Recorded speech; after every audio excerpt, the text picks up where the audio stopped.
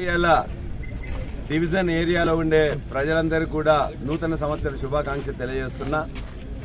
ఈ సంవత్సరంలో ఈ ప్రజల యొక్క చిరకాల కోరిక అయిన చేర్యాల రెవెన్యూ డివిజన్ సాధన జరగాలని మనసారా కోరుకుంటున్నా.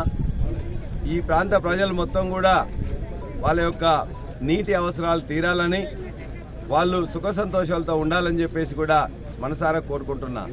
ఈరోజు సీఎంఆర్ఎఫ్ చెక్కుల పంపిణీ సందర్భంగా హాజరైన వారందరికీ కూడా అందించాం.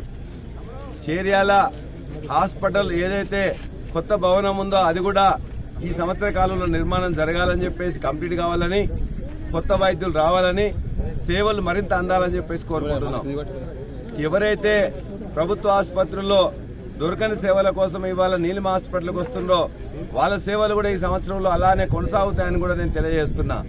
అంటే ఈ కొత్త సంవత్సరంలో అందరూ సుఖశాంతులతో ఉండడమే కాకుండా చేర్యాల రెవెన్యూ డివిజన్ సాధన జరగాలని, చేర్యాల ప్రాంతంలో ఉండే చెరువులన్నీ నిండాలని, చేర్యాల ఆసుపత్రుల్లో అన్ని పనులు కంప్లీట్ కావాలని చెప్పేసి మనసారా కోరుకుంటూ, వైద్య సమస్యలు లేని చేర్యాల రెవెన్యూ డివిజన్ కావాలని, ఉద్యోగ మిగతా సమస్యలు కూడా లేని చేర్యాల రెవెన్యూ డివిజన్ కావాలని చెప్పేసి నేను కోరుకుంటున్నాను.